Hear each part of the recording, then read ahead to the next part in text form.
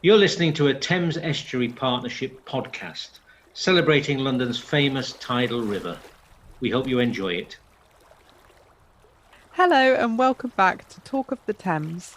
I'm Eve Sanders and today we are celebrating World Water Day 2021 and discussing how we value and use water in our daily lives. We will also be giving you top tips on how you can reduce your water consumption at home and give wildlife a helping hand. Now, I have a very special guest joining me today, Richard Aylard. Richard is a water expert and a director at Thames Water. Hi, Richard. Thank you so much for joining me today. How are you doing and how's lockdown treating you? I'm fine, thanks very much, Eve. And yes, lockdown is a way of life now. So can't say I'm enjoying it, but it's a good deal easier for me than it is for people who are trying to juggle homeschooling and living in flats. So I think having a house with a garden is a big advantage, and we shouldn't be afraid to say so.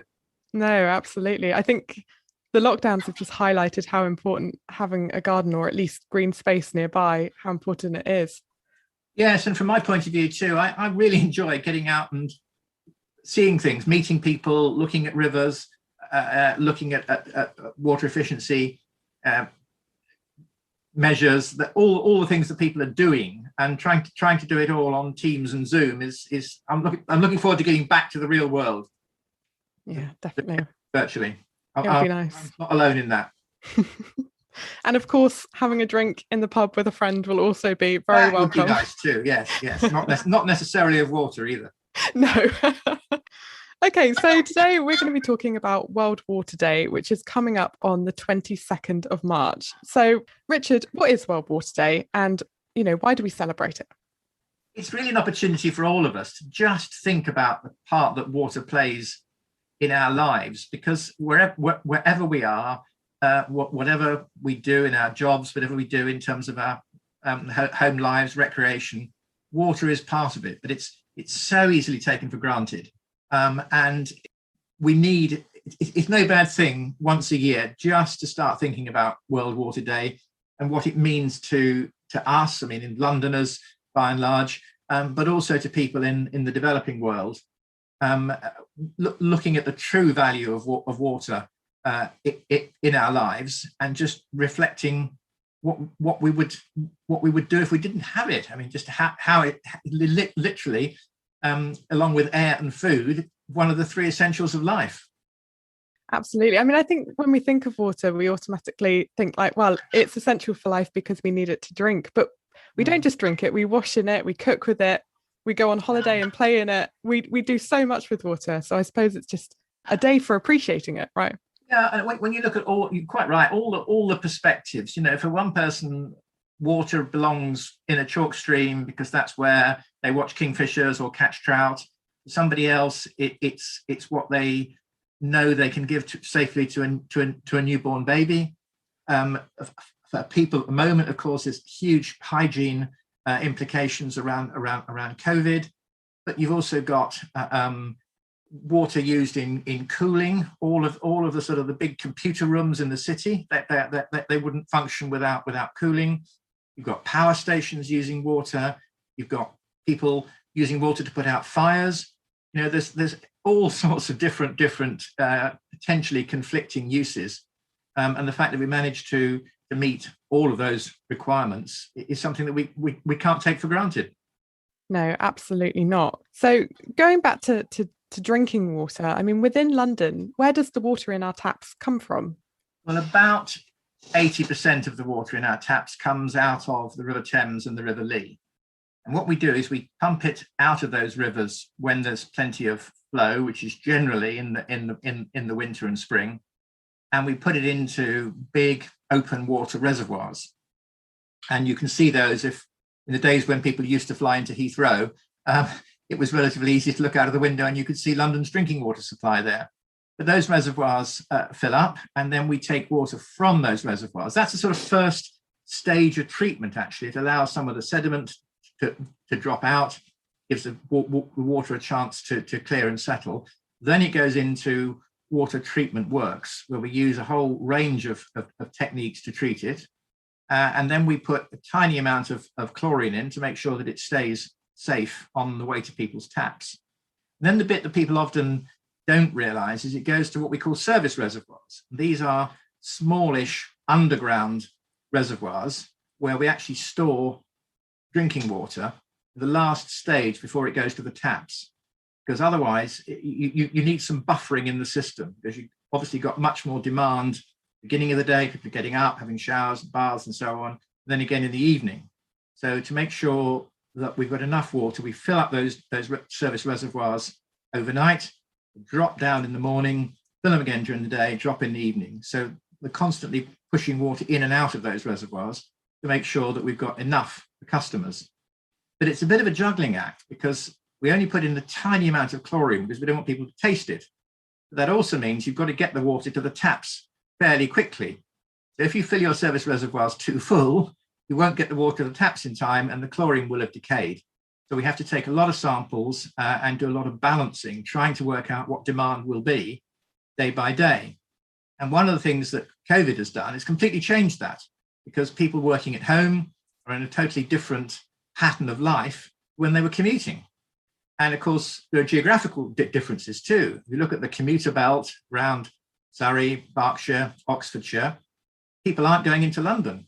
So they aren't flushing toilets and drinking water and having catering done in London. It's all done at home. So our demand in the sort of Thames Valley area has gone up, London demand's gone down. So we've had to be sufficiently flexible to try and adapt to that. I hadn't thought of that, to kind of cater for, like the different times of the day, and trying to get the quantities of water right for each of those times a day. I mean, that's so interesting. I never knew that. The other thing, of course, that COVID's done, I mean, it's sort of a fairly basic thing, but if people are at home during the day, they're not flushing toilets in London, they're flushing toilets at home. So the amount of wastewater that our sewage treatment works are having to deal with in the areas outside London has gone up quite considerably in some places. We're at more to sort of weekend levels, whereas in London, of course, it's dropped right off. So those are the kind of things that, we've got good monitoring, we've got very experienced teams, we have the flexibility, but we've had to make quite a few adjustments to make sure we haven't interrupted with the supplies that everyone depends on. So what will that mean long term then? If I mean, hopefully, we'll see a world without COVID, or at least COVID being managed sustainably in the future. How will that affect the water treatment works? I guess the sewage works. Will they have to expand outside of the city?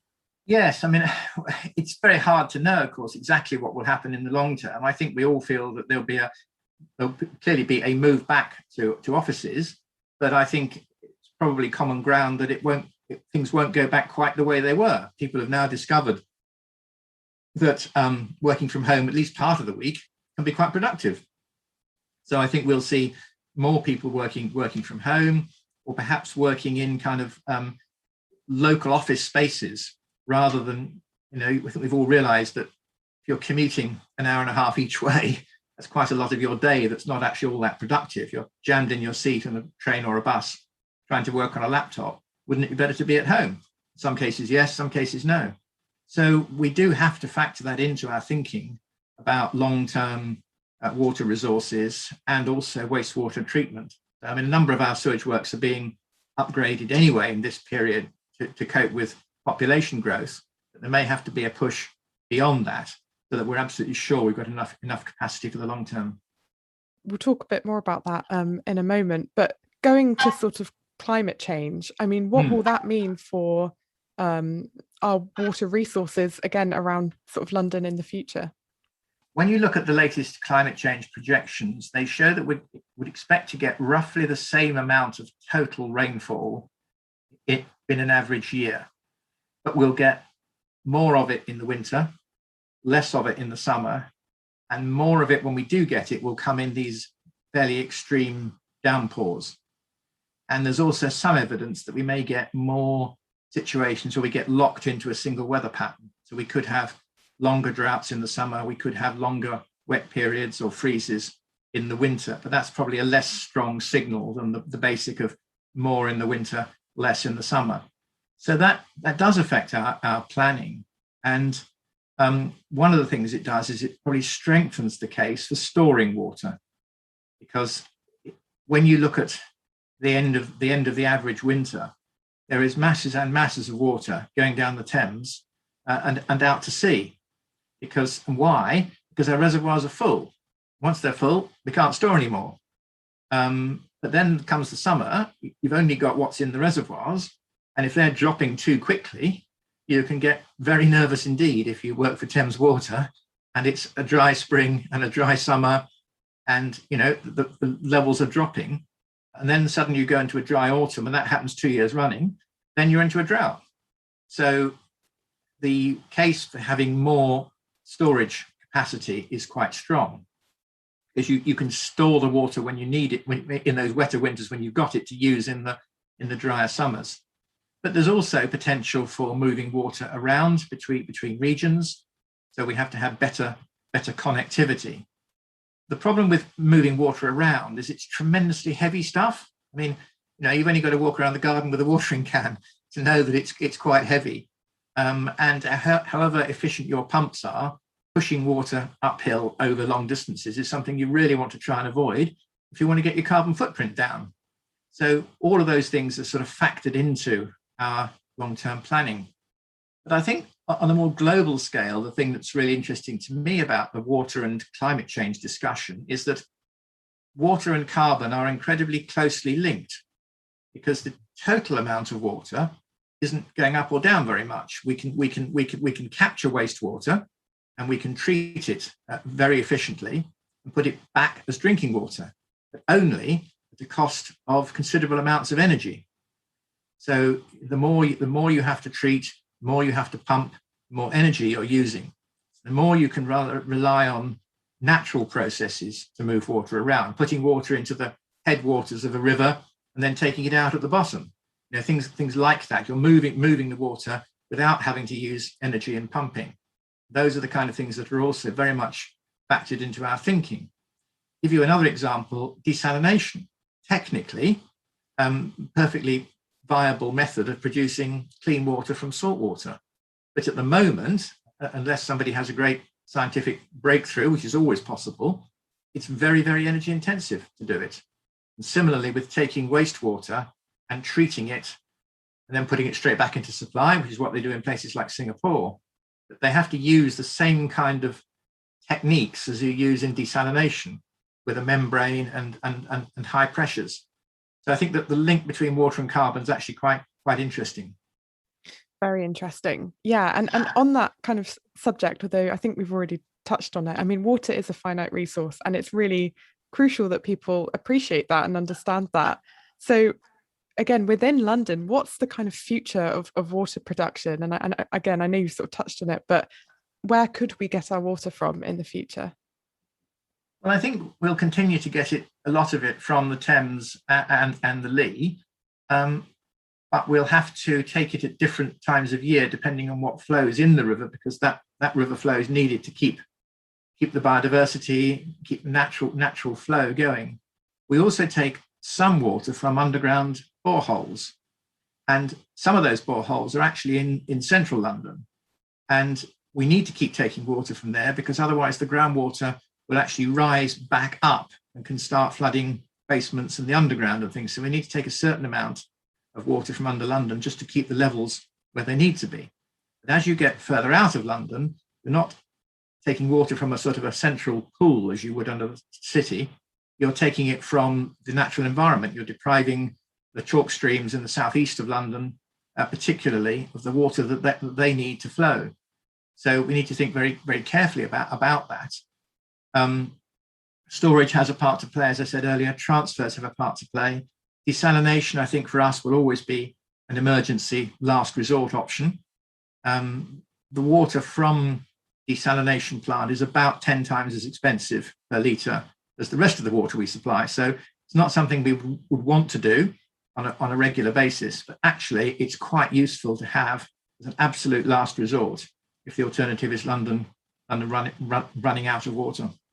That's really interesting. And also, you mentioned taking it away from habitats for wildlife. So I guess it's really important to strike a balance between, ensuring that wildlife has what it needs to flourish, but also that we have that resource.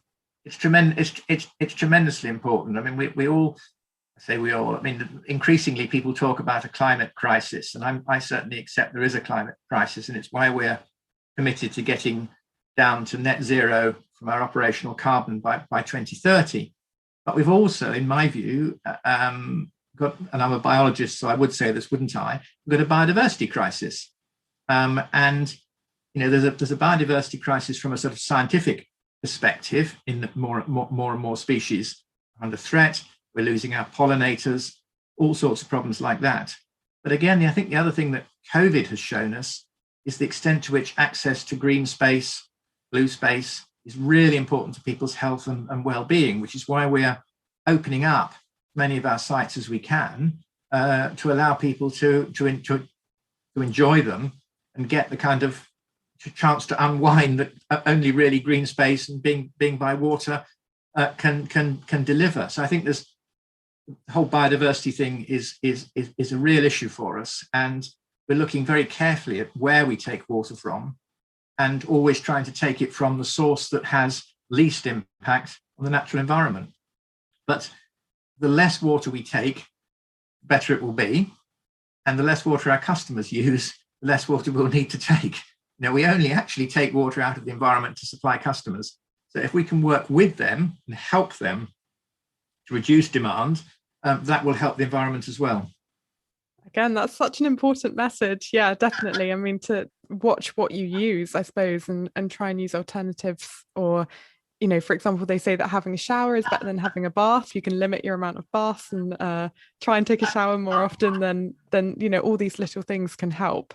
Just get people thinking, if every time you turn a tap on or a shower or use a watering can or wash the car, every time you see water, think to yourself, as I try to do, not always very successfully, how much of this water do I really need to use? And also, what else could it be doing? Where's it come from? Well, it's come from the natural environment somewhere. You don't need to be able to trace it back through the pipes to the river or the groundwater, but you just every time you see water, think, where's it come from? What else could this be doing? Is the environment's need greater than mine? Could I half fill the kettle? Could I only put on the washing machine when I've got a full load? Could I please stop my teenage sons and daughters washing shirt? All the things that we've all had to deal with. Can we manage shower in 3 or 4 minutes? Probably yes. Do we want to? Probably not. You think about the amount of water and where else it could be used, it sometimes helps to make the choices clearer. Definitely. And I guess Thames Water, part of your work must be to provide these kind of information campaigns to various groups and communities. Yes, we do quite a lot of work around using water wisely, which is our sort of message. But also we try and make it easier for people. So we provide low flow shower heads, for instance, which gives you the sensation of more water than there actually is. It's actually mixed with air, and they're very successful. And we've got mixer taps and subsidized water butts and things like that.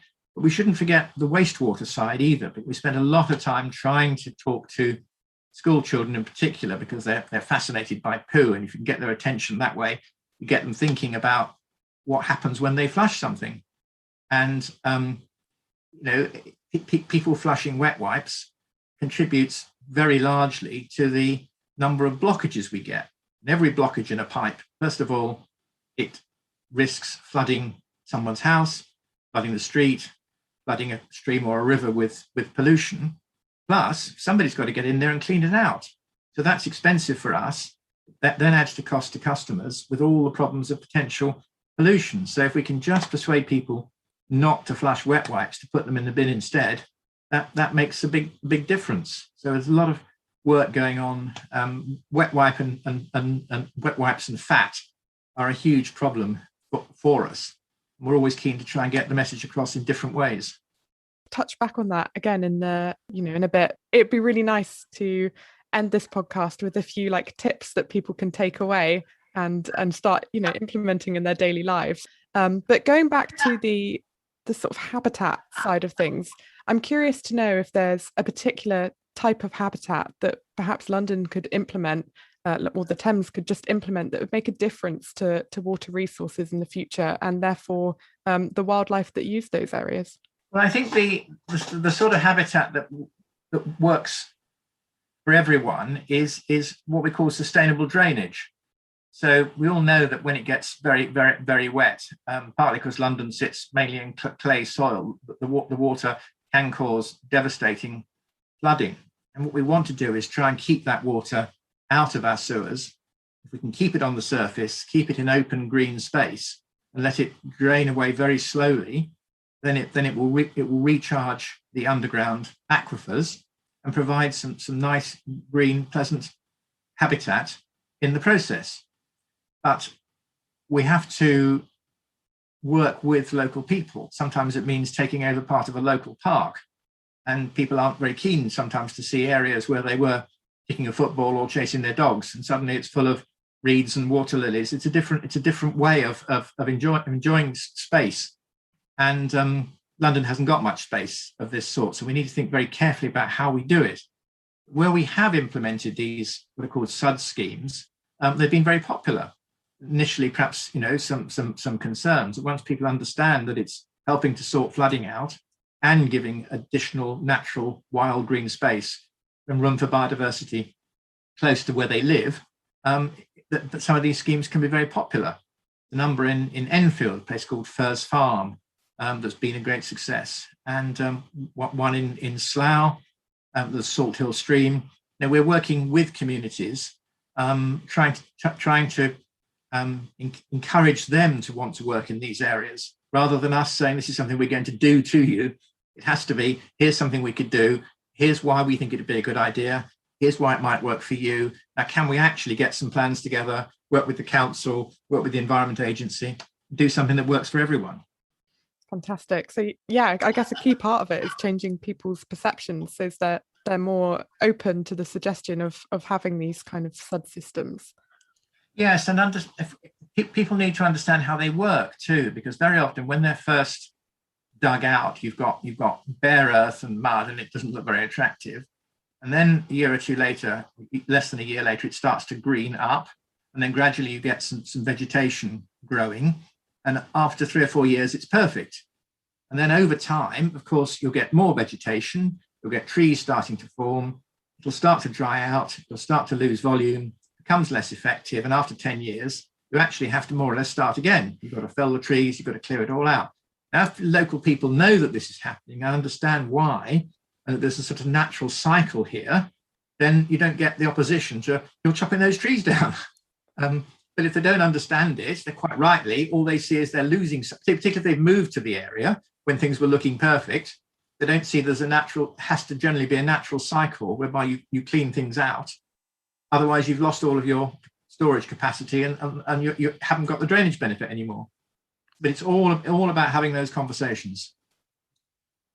And very linked to that, at this World Water Day, that's 2021, there's a huge emphasis on valuing water with the hashtag Water to Me campaign, where people are posting about what water means to them.